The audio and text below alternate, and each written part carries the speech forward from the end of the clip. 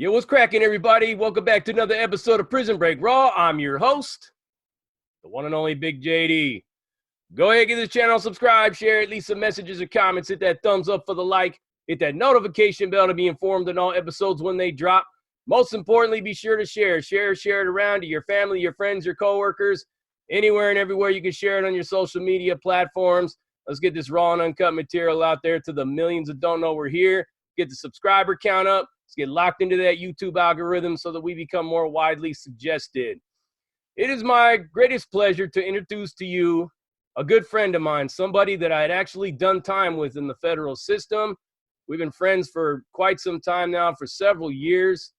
We fellowshipped many a Friday nights, holding down a room in the chapel that was reserved for the Jewish services and Kabbalah services and whatnot, and how many people of different faiths were trying to steal the room and trying to basically assert themselves and their dominance over this room. We held it down for several years. We also attended many other religious services together. We learned that basically there was a root to all of these things. There's an esoteric truth that kind of like encompasses all of this stuff. And my brother right here is no stranger to what is commonly referred to as the dark arts, the dark side of things, the things that are constantly misconstrued as being evil, the things that are constantly being pushed upon us as baby sacrificing and killing animals and bringing mass destruction on the world.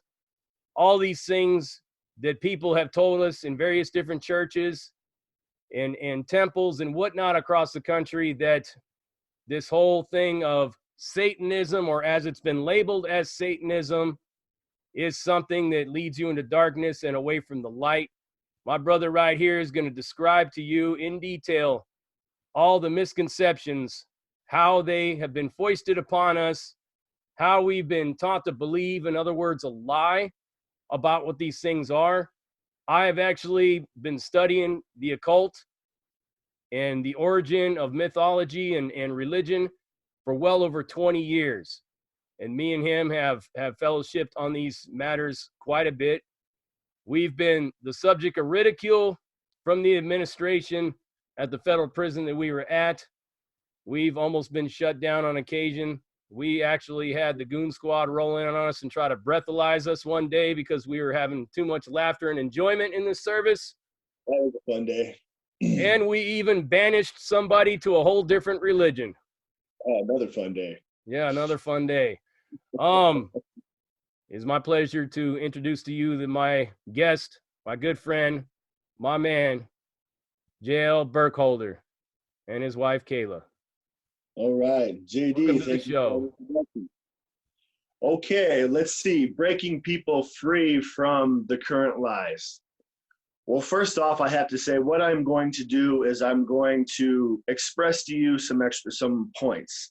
I am going to express to you what I have found through visceral experience to be truth and to stay in the essence of the left-hand path. I'm going to put it out there, and then your listeners and your followers are going to make up their own damn mind.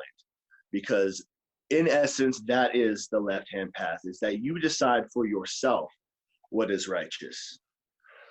Now, in order for us to move forward, the first point that we have to touch on is light and dark, and how we have been programmed to associate a positivity and a negativity to each one of these.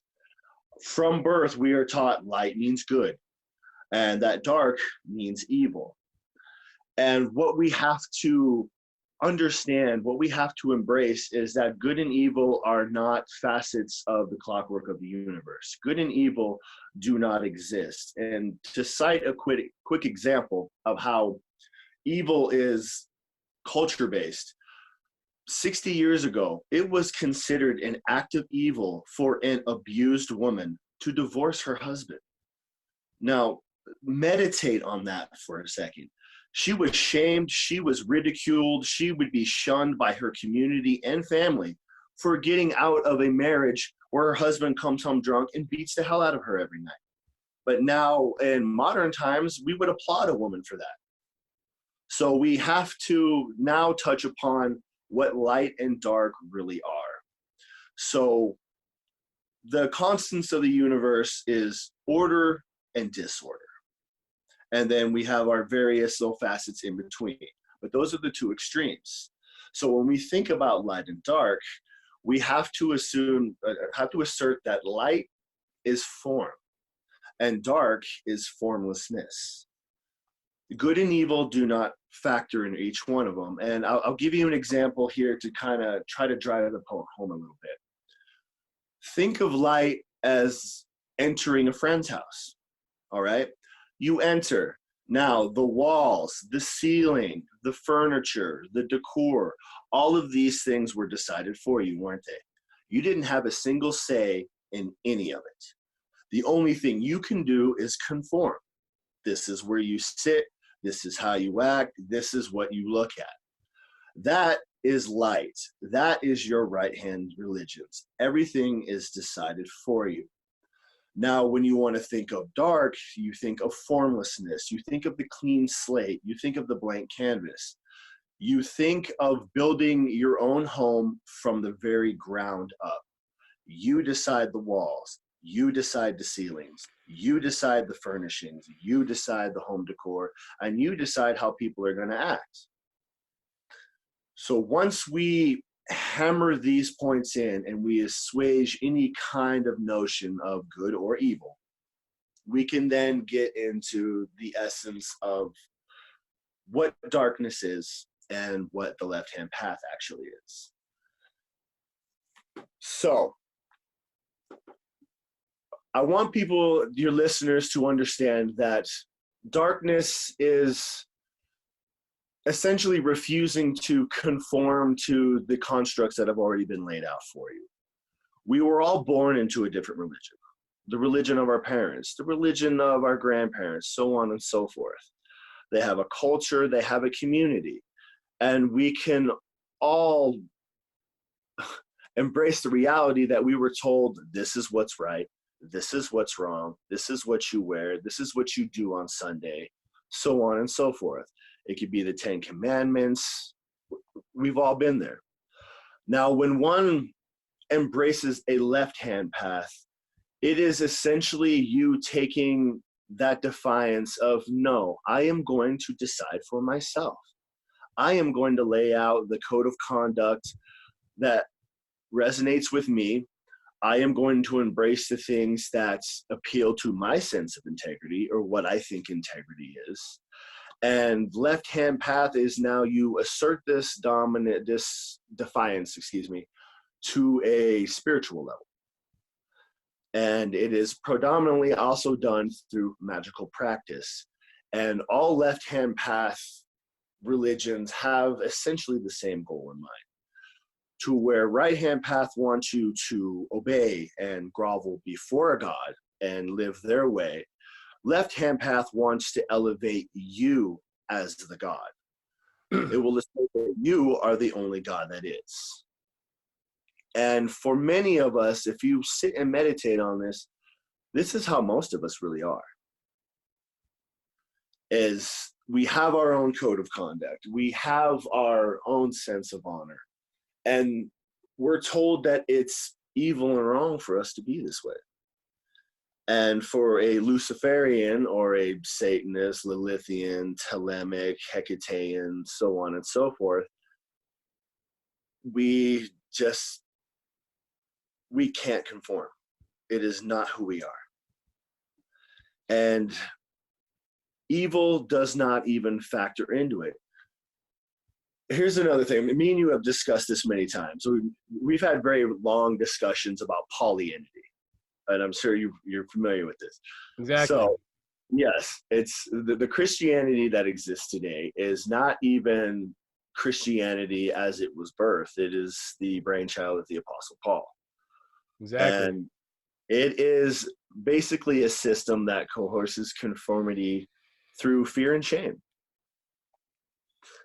And there is no better way than to mask your own crimes and atrocities by inventing a boogeyman that appears to be worse. Yeah. When one takes these a left-hand path pursuit, you have to unplug yourself from the notion that you are doing anything wrong. Because there's nothing in this path that says it has to exist at the expense of anyone else. It is simply only an empowerment of you deciding for yourself, for you embracing your own will. This is who I am. I like this bit of wisdom from this source. I'm going to take it. There's this wisdom from this source. No, this does not resonate with me. I'm going to reject it. And that is essentially the meat and potatoes of the left-hand path. Awesome. Let me ask you a few questions. A few not really tough questions, but questions, of course, that are on people's minds, like breaking down the misconceptions. Okay. All right.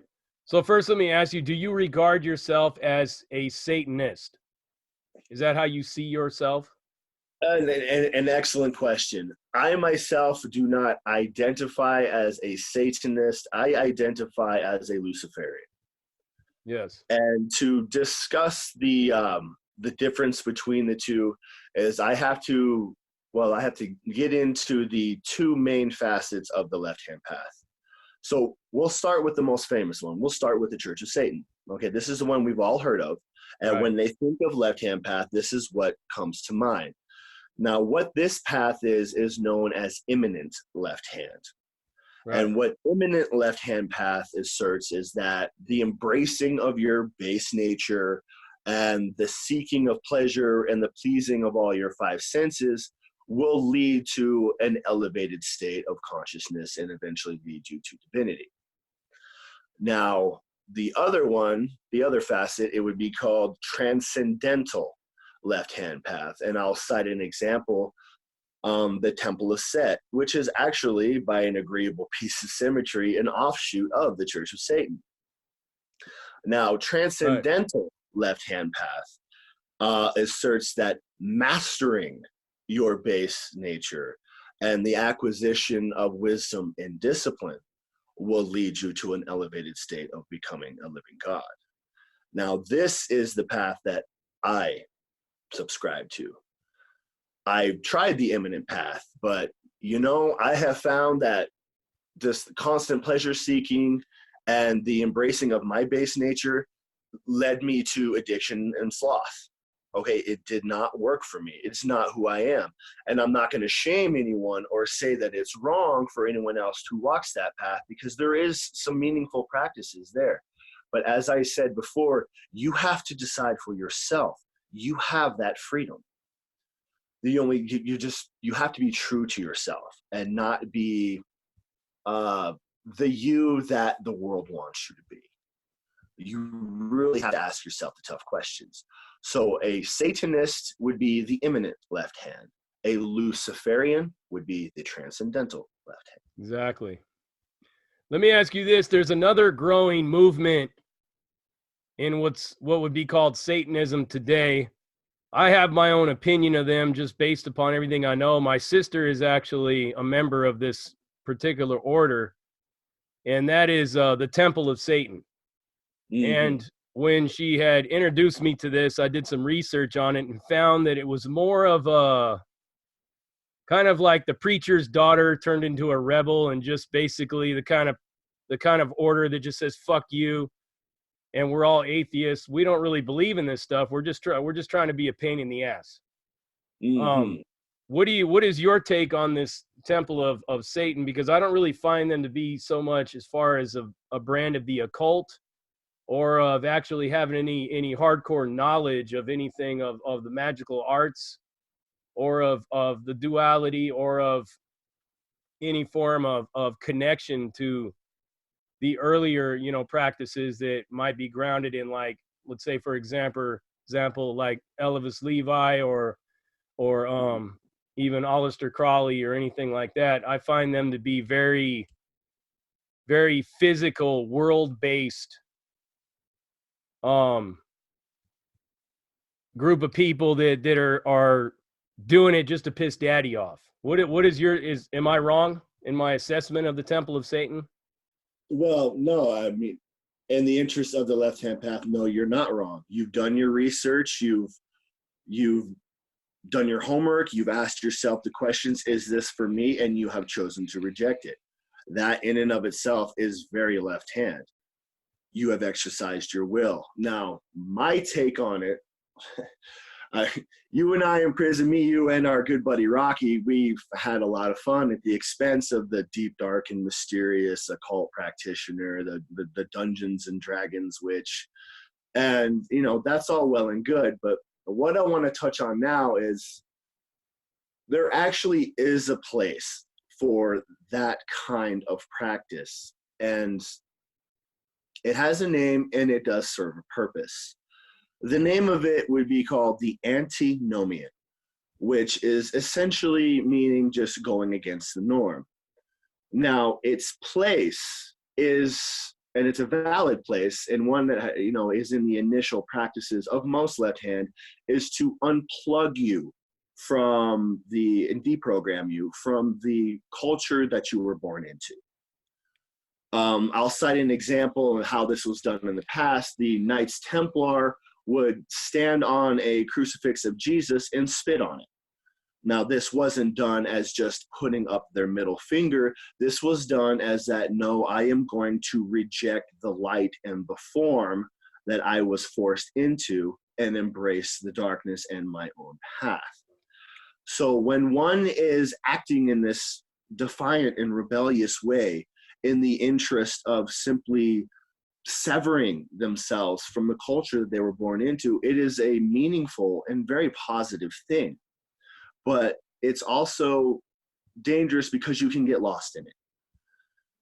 Now, if you're not seeing it as the training wheels that it is and simply doing it, as you espoused earlier, just to be rebellious, then no, you're missing the point of it. Now, if one wants to take a path where blasphemy and you're upside down crosses and saying the Lord's Prayer backwards and these things have appeal for you, then the path you are looking for is called Canaanite sorcery. So where you can get your antinomian practices, but still learn meaningful magical ones and acquire wisdom and knowledge. So I would, when seeking an order, ask yourself those questions. Another one that's common, of course, you know all about it, is this belief that people on the left-hand path, whether, like you said, the difference, Satanist, Luciferian, whatnot, most people don't see the difference. They kind of just lump them all together, as you know. One that most people believes in is that kidnapping children and sacrificing people and cutting people's hearts out and cutting their heads off and doing all that stuff. These are the kind of things that Hollywood prepares people for. These are the kind of fear tactics that you and I both know are fear tactics and are bullshit to kind of like keep people off this path of self-discovery. Because everything that what you're telling me seems to be, you know, if you could sum it all up, it's self-discovery and finding your true self.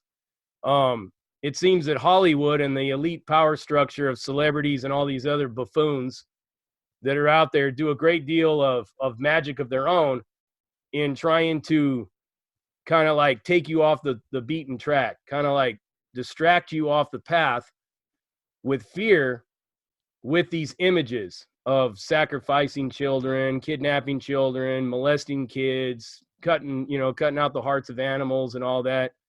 What is, how could you clear that up for everyone watching regarding that? And is that a fair assumption of some people that might be polluting Satanism, or is it all just a bunch of Hollywood spin?